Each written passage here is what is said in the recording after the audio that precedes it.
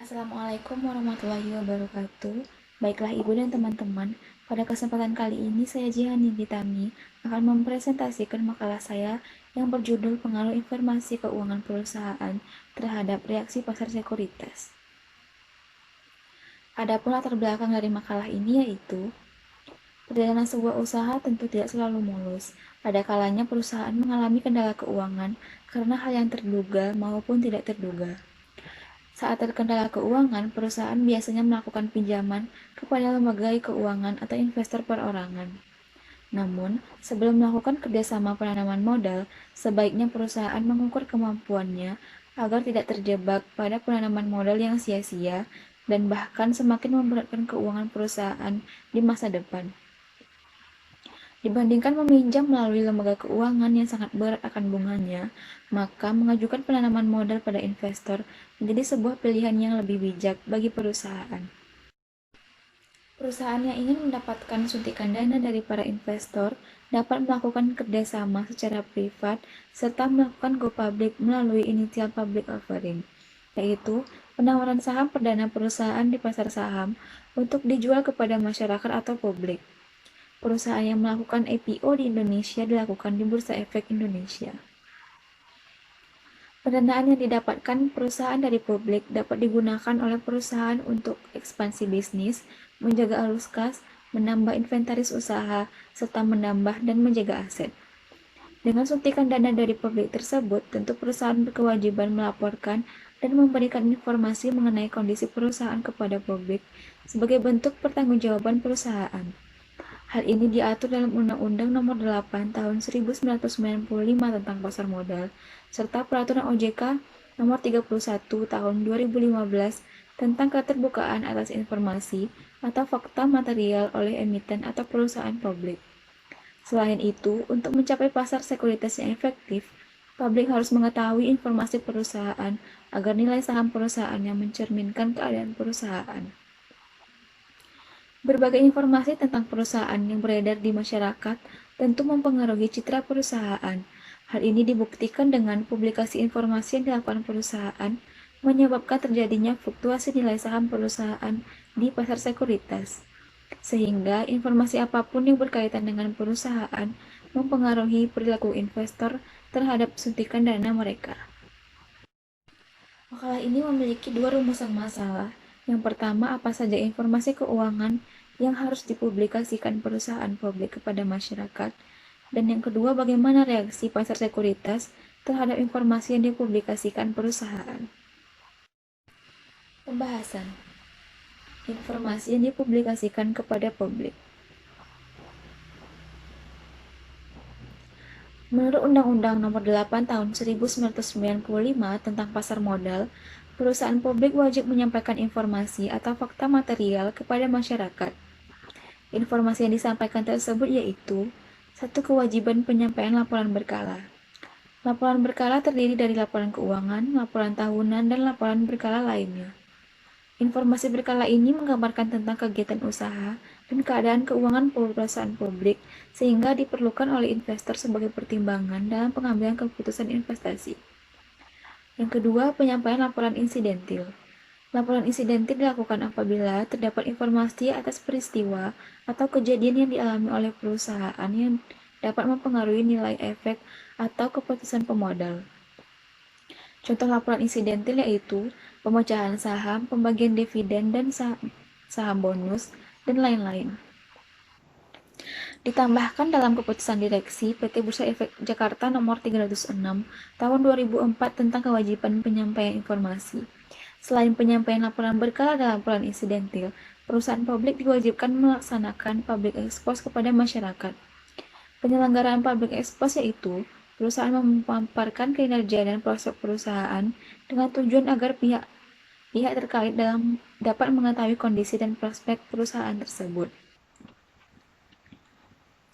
Reaksi pasar sekuritas atas informasi keuangan perusahaan. Yang pertama, reaksi pasar sekuritas atas laporan berkala.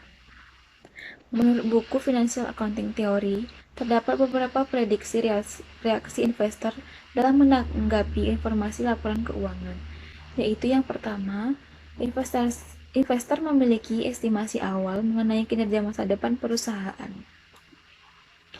Informasi yang dimaksud di sini merupakan informasi yang mempengaruhi pengembalian yang diharapkan dan risiko sekuritas perusahaan. Estimasi awal ini didasarkan pada semua informasi yang tersedia, termasuk harga pasar hingga sebelum laba bersih di perusahaan dirilis. Meskipun didasarkan pada informasi yang tersedia untuk umum, setiap investor akan memiliki estimasi awal yang berbeda-beda dikarenakan perbedaan dalam jumlah informasi yang mereka peroleh dan sejauh mana mereka mengolahnya. Yang kedua, setelah laba bersih periode berjalan dirilis, beberapa investor akan menganalisis laba bersih lebih dalam. Misalnya jika laba bersih tinggi atau lebih tinggi dari yang diharapkan, ini mungkin kabar baik, sehingga investor akan meningkatkan keyakinan mereka tentang kinerja perusahaan di masa depan. Di sisi lain, investor yang mungkin memiliki estimasi awal yang terlalu tinggi tentang berapa seharusnya laba bersih saat ini, mungkin menafsirkan angka laba bersih yang sama sebagai berita buruk. Yang ketiga, investor yang telah merubah estimasi mereka tentang kinerja perusahaan di masa depan cenderung akan membeli saham perusahaan pada harga pasar saat ini. Begitupun sebaliknya. Yang keempat, volume saham yang diperdagangkan meningkat ketika perusahaan melaporkan laba bersih. Jika investor yang menafsirkan laba bersih yang dilaporkan sebagai kabar baik lebih banyak daripada mereka yang menafsirkan sebagai berita buruk, terdapat harapan untuk mengamati kenaikan pasar saham dan sebaliknya. Moduto tahun 2013 melakukan penelitian terhadap reaksi investor atas pengungkapan Internet Financial Reporting, menemukan bahwa investor bereaksi terhadap pengungkapan IFR tanpa memperhatikan ruang lingkup pengungkapan IFR tersebut ditandai dengan adanya abnormal return. Sebelumnya, Sarjono tahun 2000 juga menyatakan terdapat perbedaan volume perdagangan sebelum dan sesudah publikasi laporan keuangan di media massa. Kedua penelitian ini tidak konsisten dengan penelitian yang dilakukan oleh Santi tahun 2012, yaitu penelitian reaksi investor terhadap publikasi laporan keuangan di media massa pada perusahaan publik menunjukkan bahwa tidak terdapat perbedaan volume perdagangan saham perusahaan publik secara keseluruhan dan berdasarkan berbagai kelompok industri dengan pengamatan 5 hari sebelum hingga 5 hari setelah publikasi laporan keuangan. Laporan perkara lainnya yang dilakukan perusahaan yaitu laporan interim perusahaan. Penelitian yang dilakukan oleh Irawan dan Maksun tahun 2019 terhadap reaksi pasar atas publikasi laporan keuangan interim di audit menunjukkan bahwa dari 3 publikasi laporan keuangan, 2 diantaranya pasar merespon secara luas pengumuman ini, sehingga investor tertarik melakukan perdagangan saham. Namun pada laporan yang ketiga, tidak terdapat respon pasar secara luas yang diduga karena terdapat asimetri informasi. Penelitian serupa, namun dengan publikasi di surat kabar yang dilakukan oleh Satya tahun 2012 menunjukkan bahwa terdapat reaksi pasar atas pengumuman laporan interim perusahaan yang dibuktikan dengan peningkatan volume penjualan saham meskipun tidak terjadi perubahan harga saham. Yang kedua, reaksi pasar atas laporan insidentil.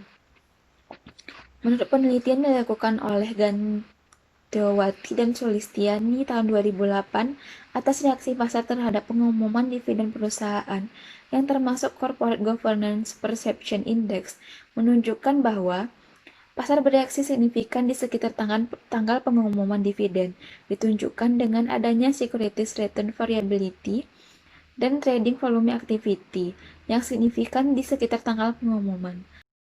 Selanjutnya, penelitian Khairuddin dan Faizati tahun 2014 atas pengumuman dividen juga menunjukkan reaksi pasar yang signifikan, dibuktikan dengan adanya abnormal return dan trading volume activity yang meningkat di sekitar hari pengumuman.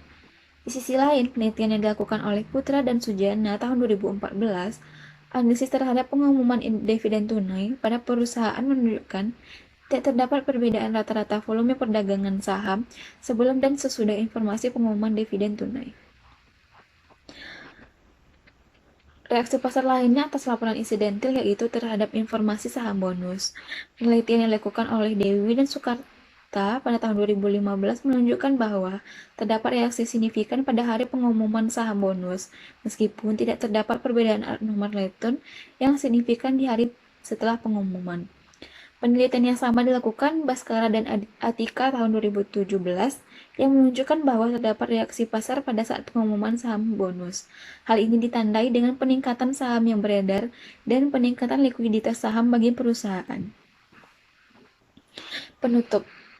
Kesimpulan dari makalah ini yang dapat ditarik adalah bahwa reaksi pasar sekuritas tidak selalu sama dan pasti pada setiap keadaan, karena selalu banyak peristiwa lainnya yang selain informasi keuangan perusahaan yang menjadi pertimbangan bagi investor, seperti keadaan ekonomi, sosial, dan bahkan politik suatu negara. Sekian presentasi makalah dari saya. Assalamualaikum warahmatullahi wabarakatuh.